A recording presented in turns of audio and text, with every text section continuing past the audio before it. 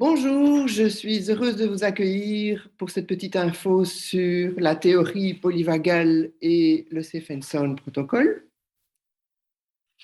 Alors, le Stephenson protocole, c'est un exercice neural qui découle de la théorie polyvagale qui a été inventée et mise au point par le psychiatre et professeur américain Stephen Porges. Alors, moi, je m'appelle Chantal Louiseur. Mon métier, c'est aider les apprenants en difficulté, puisque j'ai été professeure pendant 30 ans, et puis je me suis spécialisée en méthodes de travail diverses.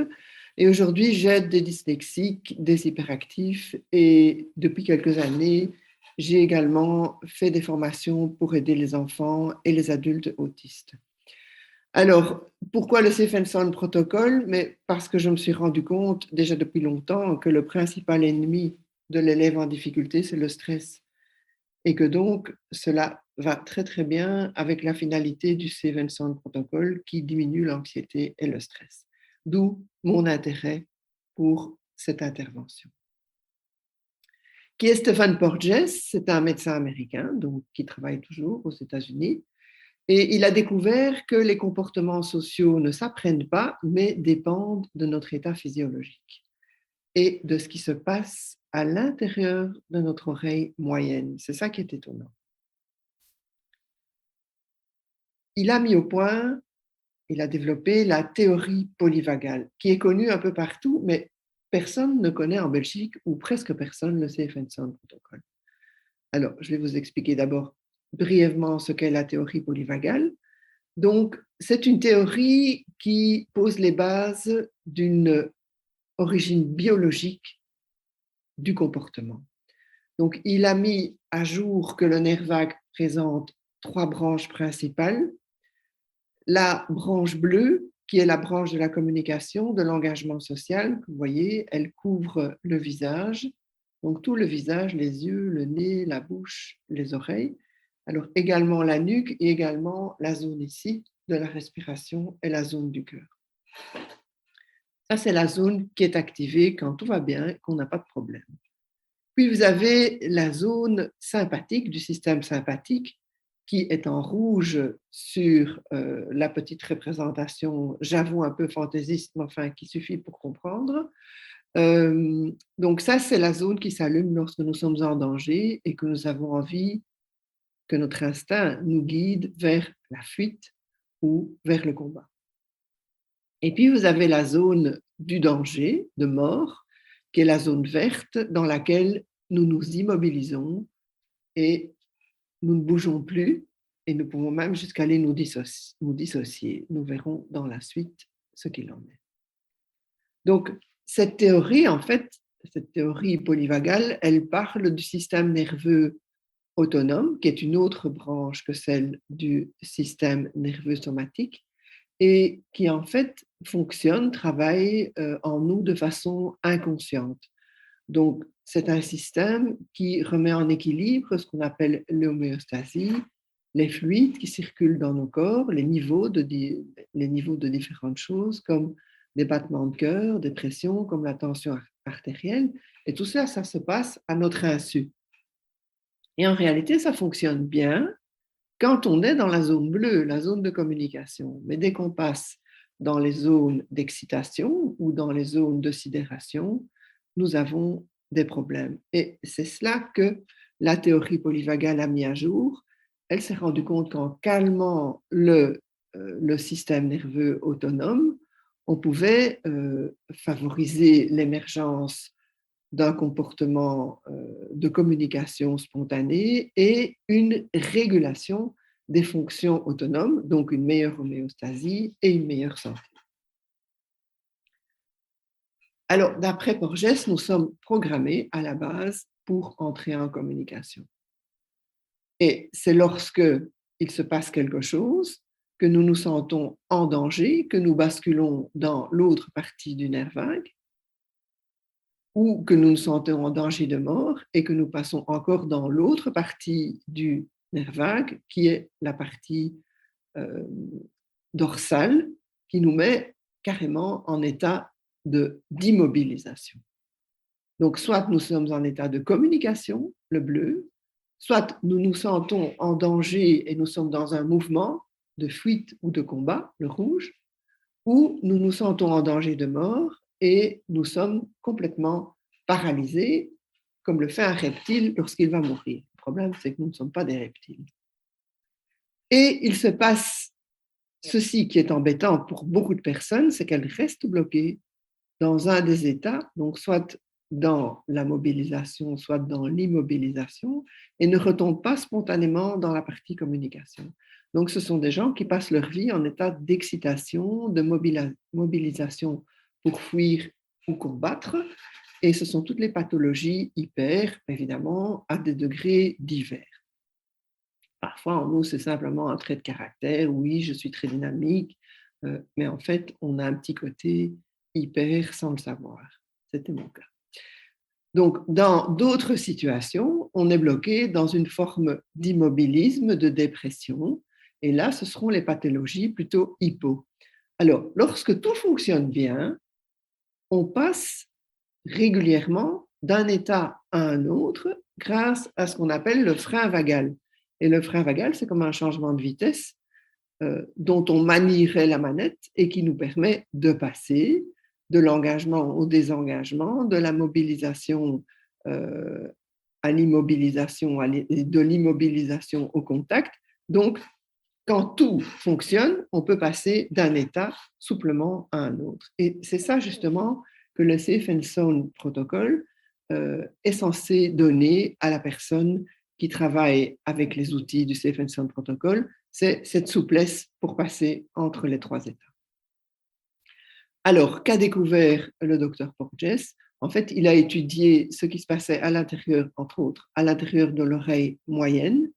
Et en fait, il y a des petits muscles, que vous voyez les petits fuseaux roses là, qui vont se tendre ou se détendre et dès lors donner une tension différente du tympan. Et lorsque le tympan est tendu optimalement, il perçoit très bien la voix humaine, ce qui n'est pas le cas lorsqu'il n'est pas tendu optimalement, parce qu'alors il va mieux entendre les fréquences, les basses fréquences, qui sont les fréquences du danger, et donc il entendra moins la voix humaine. Et justement, le Safe and Sound Protocol va faire des petits exercices au travers de musique filtrée qui vont faire une petite gymnastique aux muscles et aux os de l'oreille moyenne pour nous guider vers une meilleure écoute de la voix humaine, ce qui aura d'autres répercussions sur notre état général. Donc, c'est un exercice neural ou neuronal d'écoute de musique filtrée. Ces musiques sont des musiques américaines classiques, enfin pas de la musique classique, mais des musiques américaines populaires. Ce ne sont pas les musiques en soi qui vont provoquer quelque chose, mais le filtrage des musiques. Alors, ça va augmenter notre contrôle émotionnel, notre capacité d'écoute et notre capacité de parler avec une voix prosodique. Alors, il ne faut pas croire que le Safe and Sound Protocol est une thérapie, une intervention isolée. En fait, c'est une intervention qui prépare d'autres interventions ou qui les complète, comme toutes les thérapies. D'ailleurs, il n'y en a pas une qui soigne tout complètement. Donc, je vous donne un exemple. Quelqu'un souffre d'un trouble anxieux avec hypersensibilité auditive. Eh bien, il va faire le SSP et en même temps une thérapie psychologique. Donc, un autre exemple qui est plus dans mon métier, puisque moi je m'occupe de problèmes scolaires, entre autres. Quelqu'un souffre de troubles de l'attention, eh bien, il va faire d'abord le SSP, c'est une bonne idée ça, et puis il va faire un programme Davis pour les troubles de l'attention. Dans le spectre de l'autisme, là, je conseille vraiment de commencer par le Safe and Sound Protocol qui va vraiment préparer le terrain pour que le programme Davis s'inscrive vraiment sur un terrain plus facile.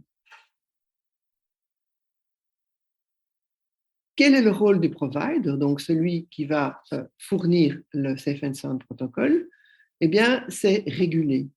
En accueillant ventralement, donc en accueillant calmement, avec une bonne écoute, les expériences que vit le client pendant l'écoute des musiques, et lui apprendre à s'autoréguler, c'est-à-dire le rendre capable de générer ce frein vagal pour passer d'un état à l'autre, mais il faut d'abord lui apprendre à sentir par exemple, mais qu'il vivait depuis toujours, parfois, soit dans un état dorsal, donc un état d'immobilisation, ou dans un état d'excitation. Mais comme on est, enfin, dans certains cas, on est dans cet état depuis notre naissance, parfois même avant notre naissance, on va dire, mais on ne sait pas qu'on est dans cet état. On croit que ça fait partie de notre identité et de notre personnalité. Donc, apprendre à la personne à reconnaître dans quel état il est et aussi lui donner les outils de passer d'un état à un autre. Alors, je voulais absolument partager ce témoignage de quelqu'un qui m'a dit, et d'autres, plusieurs personnes m'ont fait ce genre de réflexion, je ne me sens plus coupable grâce au Safe and Sound protocole, car les problèmes que j'avais d'anxiété, d'hyperacousie qui gênaient ma vie, qui gênaient ma famille, je me sentais coupable d'avoir ça. Et bien maintenant, je sais que c'est quelque chose de physique, c'est ma physiologie et je n'en pouvais strictement rien. Donc c'est surtout vrai pour les personnes qui ont subi des abus sexuels et qui ont honte. Et dès lors, elles se rendent compte que lorsqu'on croit qu'on va mourir, parce que cela nous arrive, on reste complètement sidéré. Et donc, c'est normal qu'on n'ait pas eu de réaction. Donc, il n'y a absolument pas à avoir honte de la réaction qu'on a eue. Et ça, c'est à la lumière de la théorie polyvagale que l'on peut faire ce travail. Donc, les trois états, vous voyez en bleu la sécurité, c'est la connexion. Donc, on est optimiste, on est résilient, on est flexible, on est en bonne santé. On peut retrouver un sentiment interne de sécurité, de connexion, je vais dire, quels que soient les événements de la vie qui nous arrivent.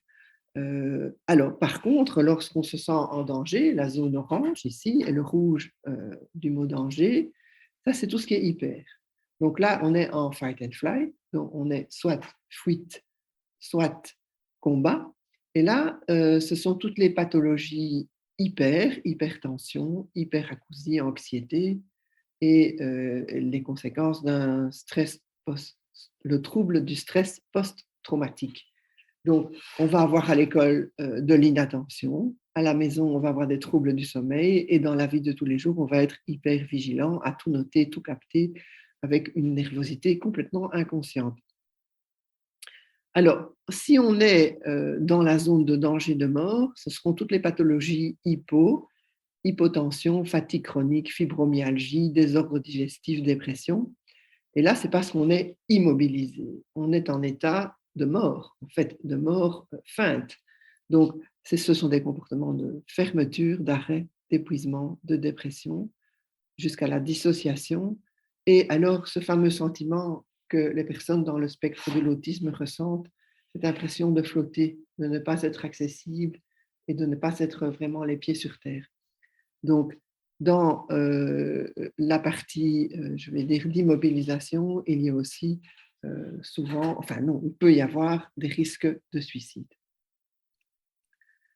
Donc, à qui s'adresse le SSP? À toute personne, donc même les enfants, à partir de 8 mois, qui sont bloqués dans un de ces états, les personnes dans le spectre de l'autisme, les personnes qui ont des problèmes d'attention, des difficultés sociales et émotionnelles, des sensibilités auditives et sensorielles, des anxiétés liées au trauma, des difficultés à réguler les états émotionnels, de la fatigue, des douleurs chroniques, des problèmes de digestion, des problèmes de sommeil et des difficultés pour s'adapter au changement, ce qui est particulièrement vrai pour les personnes dans le spectre de l'autisme.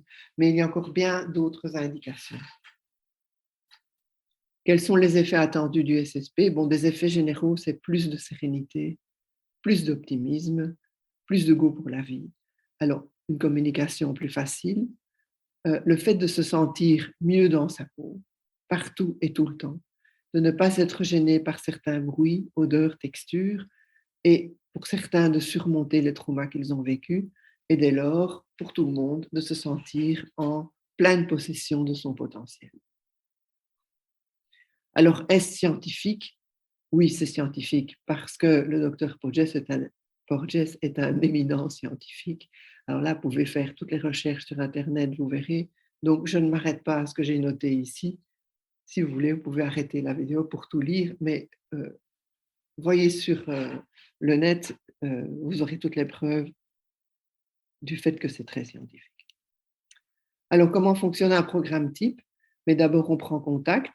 Alors, on va vous interroger sur vos motivations, qu'est-ce qui se passe, faire des questionnaires pour voir quels sont les problèmes, dans quelles problématiques vous vous trouvez concernant le nerf vague, faire un questionnaire sur vos perceptions aussi pour pouvoir, à la fin de la thérapie, vérifier que les choses ont changé. Ça se passe en deux parties, le programme corps et le programme balance, avec un break de 6 semaines entre les deux. Et en général, c'est assez facile d'incorporer le Safe and Sound Protocol dans une vie active, puisque vous devez consacrer environ 1 heure par jour, une demi-heure d'écoute, plus une demi-heure de dialogue avec le provider. Et vous avez un break de 6 semaines pendant lequel vous ne faites rien. Donc, mais ça, si vous êtes intéressé, on vous expliquera en détail. Maintenant, ça, c'est un programme type. Bien sûr, des gens qui ont des hypersensibilités plus fortes que d'autres ne peuvent pas le faire à ce rythme, doivent prendre un peu plus de temps. Alors, pourquoi cela s'appelle SAFE? C'est parce que le protocole doit absolument se faire en sécurité. Donc, il faut qu'il y ait, en tout cas, c'est ce que je pense, il faut qu'il y ait une personne qui puisse vous prendre dans ses bras. Parce que si le programme se fait en ligne, il n'y a quand même pas la chaleur humaine. Et donc, c'est bien qu'il y ait à la maison un conjoint, un membre de la famille qui peut vous câliner si pendant l'écoute ou juste après l'écoute, vous en avez besoin. Donc ça, c'est très important parce qu'alors vous êtes accueilli ventralement et votre ancienne expérience, qui est dorsale ou qui est fight and fly, va devenir une expérience ventrale. Donc, dans de nombreux cas, mais pas tous, il faut qu'un psychologue accompagne la démarche. Alors, en général, moi, je travaille avec Julie Fouarge et avec Cécile Bernard, mais bien sûr, ce n'est pas toujours le cas avec Vincent Wilquin ou si vous avez votre psy, bien entendu, il n'y a aucune obligation. Alors, le provider, si vous voulez travailler en français avec quelqu'un originaire de Wallonie, ben, pour le moment, il y a moi et il y a Vincent Wilquin. Donc, notre rôle, c'est de vous accompagner et de vous apprendre l'autorégulation. Alors, très important, less is more. Ça veut dire que le moins donne le plus de résultats, mais c'est le moins chaque fois pour chaque personne. Donc, une personne ne pourra pas faire la demi-heure, mais ne fera que 10 minutes. Une autre fera la demi-heure. Le tout est de bien sentir et de bien calibrer. Ça, c'est très important. Donc, c'est absolument pas une course contre la montre avec une performance de vitesse. Là, vous êtes tout à fait à côté du Safe and Sound Protocol parce qu'il n'est plus safe. Si vous êtes intéressé, bien entendu, je suis à votre disposition. Vincent est à votre disposition. La différence entre Vincent et moi, c'est que lui, il est médecin à la base. Moi, je suis professeur spécialisé en méthode de travail, problèmes d'apprentissage et autisme. Et Vincent aussi travaille en anglais. Donc, nous sommes à votre disposition pour vous donner tous les renseignements que vous souhaitez pour découvrir ce merveilleux outil. Voilà, la vidéo est terminée. Je vous remercie de l'avoir écoutée.